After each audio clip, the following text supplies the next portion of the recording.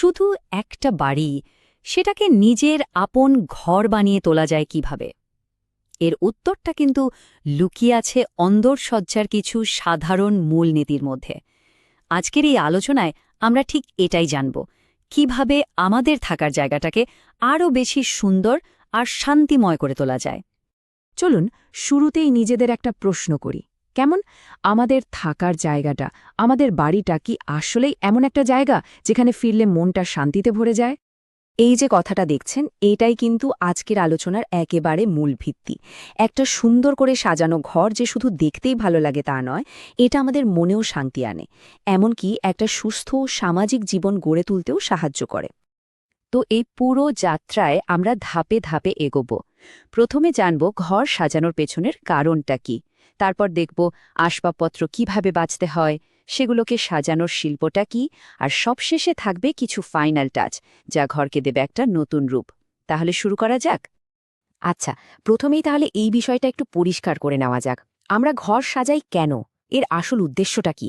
মানে শুধু সুন্দর দেখানোর জন্য, নাকি এর পেছনে আরও গভীর কিছু আছে? আসলে আমাদের ঘরটা কিন্তু আমাদের ব্যক্তিত্বের একটা আয়নার মতো। এটা শুধু ইট পাথরের একটা কাঠামো না, এটা এমন একটা জায়গা যেখানে আমরা স্বস্তি খুঁজে পাই, নিজের সৃজনশীলতাকে মেলে ধরি।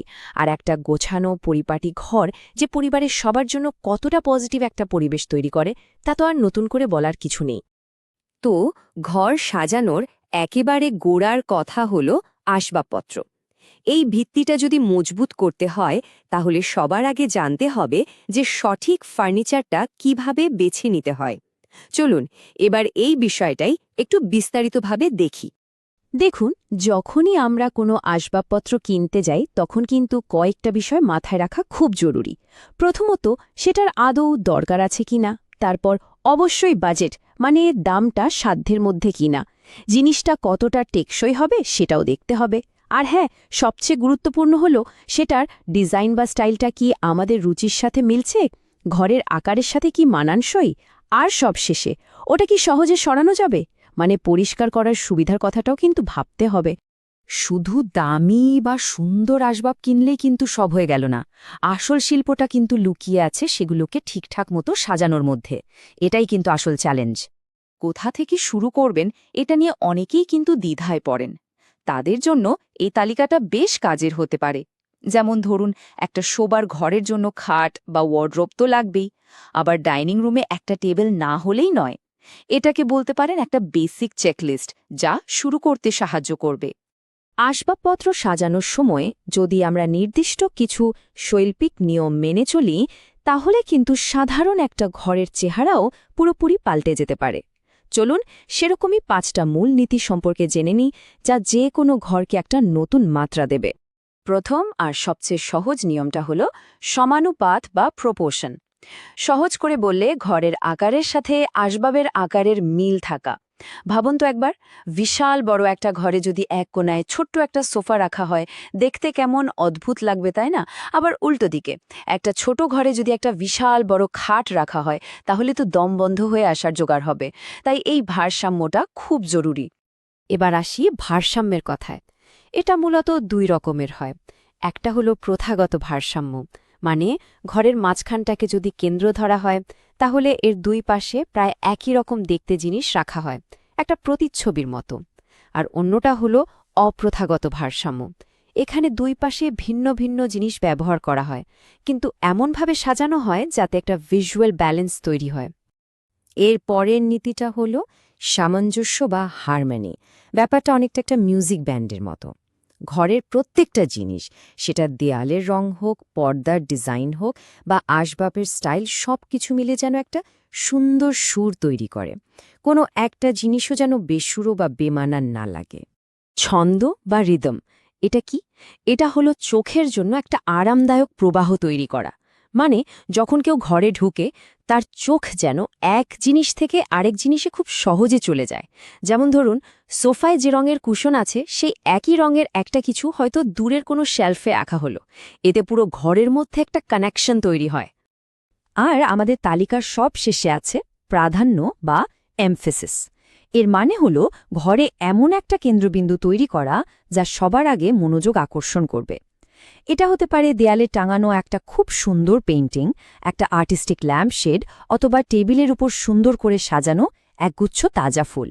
এই ফোকাল পয়েন্টটা পুরো ঘরের চরিত্রটাই ঠিক করে দেয়। আসবাব তো কেনা হলো, সাজানোও হলো, কিন্তু আসল জাদুটা তো লুকিয়ে আছে ছোট ছোট ডিটেইলিংয়ের মধ্যে। চলুন এবার সেই সব ফাইনাল টাচের কথা বলি, যা একটা সাধারণ ঘরকেও একেবারে অসাধারণ করে তুলতে পারে। যে কোনো ঘরের দেয়াল আর মেঝে হলো একটা ক্যানভাসের মতো, এর ওপরই বাকি ছবিটা আঁকা হয়। এদের রং আর কি দিয়ে তৈরি তার উপর ঘরের পুরো মুডটা নির্ভর করে।